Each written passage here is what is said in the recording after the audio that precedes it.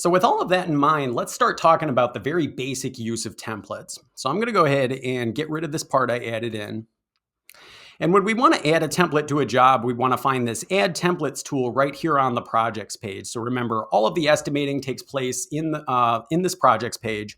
So when we want to add a template to a job, that's what we need to find. Not to be confused with this templates tool up here in the top right. This is where we manage the settings for templates and create templates. But when we want to add a template to a job, we're going to go ahead and click Add Template. And that's going to pull up this template browser. And the first thing we want to do here is just go ahead and select a category. So I'm going to click this drop down here, and similar to parts, templates are all categorized. So we're going to see templates for additions, for bathrooms, demolition, decking, kitchens. And if I were to scroll down a little bit, I'm going to see even more templates for things like floor systems, garages, painting, plenty of different types of room remodels here. There's roofing templates, wall system templates, even site work and landscaping templates, templates for windows and doors and siding, laundry room, flooring, structural, even electrical, HVAC, and insulation templates. So there's no shortage of templates already available for you when you sign up. And what we want to do here is we just want to select a category. So for example, I can go ahead and click bathrooms. And then I can use this middle dropdown to see what specific templates are included in that category. So here we have a lot of different replacement templates for things like tub doors or tubs, exhaust fan, shower surround, sink replacement. And then a little further down, we're going to have new build bathroom templates here. Below that, we're going to have remodel templates in a couple of different grades. And then below that, even more replacement templates for things like wall tile, medicine cabinets, shower doors, shower pan, and what have you. So you can see that you can use this middle dropdown to browse the specific templates underneath each category. So let's go ahead and grab one of these templates here. I'm just going to go ahead and select decking. And once again, I'll use that middle dropdown to look at all the different deck templates. So similarly, there's going to be a lot of different replacement templates for things like railings and skirts. See a cleanup template here. And if we scroll down a little bit, even more replacement templates for things like steps or surface. And then below that, we're going to see complete build deck templates. So we have these in cedar, composite, pressure treated, redwood, and so on. Now, while we're looking at these, you might notice that there's a range of area listed for all these different templates. So 120 to 180 square feet, over 180, up to 120. So we're going to talk about why that is in just a minute. But in this first example, I just want to take a look at the very basic use of templates, which means using the template as a list of parts to save time. So I'm going to go ahead and grab this template here, deck cedar, over 180 square feet. Now, when I select the template, it's going to show me all of the parts that make up this template down here below. So these are all individual parts that make up this specific template. And these are just commonly needed parts in this type of a deck build. So we're seeing a part for the posts, we're seeing joists, deck band, deck surface, deck railing, cedar steps. So this list of 6 parts makes up this specific template. And what an estimator can do in the most basic sense is just use this as a list of parts to avoid searching for these parts one by one in the library. And what's great about this is that an estimator can just very quickly enter in their quantities for each of these parts right here from the template view. So over here, you're going to see this QTY column. This just means quantity. And we can actually click into this and just tell Clear Estimates how much of everything we need. So for example, maybe we have 8 cedar posts we need for this deck build. We can click into the quantity column here, type in 200 square feet of joists, and you can see that as we're adding our quantities here into the quantity column, we begin to see cost information show up here on the right side.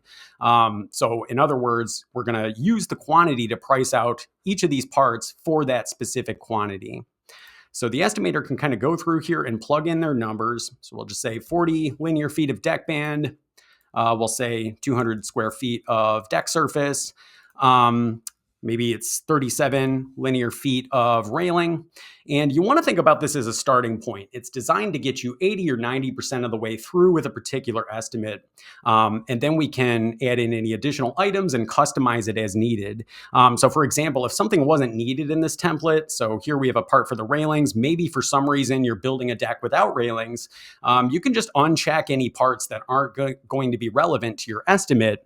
And it just gives you a nice starting point. And then otherwise, the estimator can just sort of plug in their quantities for all these different parts It just gives you a nice starting point. It avoids us the process of searching for these individual parts one by one. And then the estimator can just plug in their quantities for each part and uncheck anything that's not going to be relevant. So then we can add the template to our job here. We can do that using this add template button. Now you do have some choices in terms of where to add the template. You can add it to the main window. You can add it as an alternate, which are used for change orders. You can also add it to a component. Components are used to organize the estimate by room or by phase and just sort of keep the proposal organized. I'm not going to get too much into alternates or components today. We do have a support guide that'll walk you through how to use alternates and how to use components, including adding templates to those different sections. So in this case, I'm just going to add it to the main window. That's just this main project parts window, and we'll go ahead and add the template in.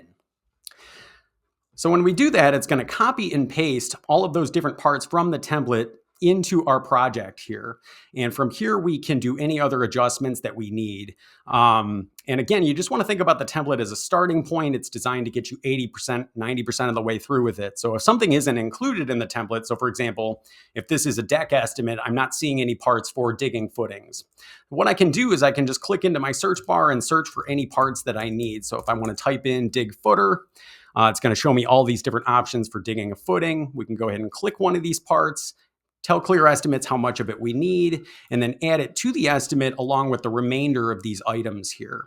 So it just gives you a great starting point, and then we can continue to add any additional items that we need right into this window. Now, really quick, I'm just going to pull that template back up just to show something really quick here. So let's say we're, adding in quantities. Maybe I add in 8 cedar posts. You might be wondering, is there a way I can customize these descriptions or the cost information for the part? Yes, you can, just not from the template view. So you just want to think about this as a dashboard. You're just staging these parts to add into your estimate. But once we're in the estimate, then you can go through, you can adjust any of the descriptions of your parts. So we can click the part description here. We can adjust what we're seeing in Clear Estimates, as well as what's going to appear on reports. We can also click any of these cost columns if we did want to make any adjustments to the prices. And you can even open up parts in your estimate using the pencil and have all of the part information kind of in this window where we can make any modifications. So again, in the most basic sense, a template just serves as a list of parts to avoid the process of searching for these parts one by one. It helps you avoid forgetting parts you commonly need, and it's just a major time saver when you're adding parts into a project. So with all that in mind, let's just check in with the audience really quick and see if we do have any questions about the basic use of templates, just using templates as a list of parts.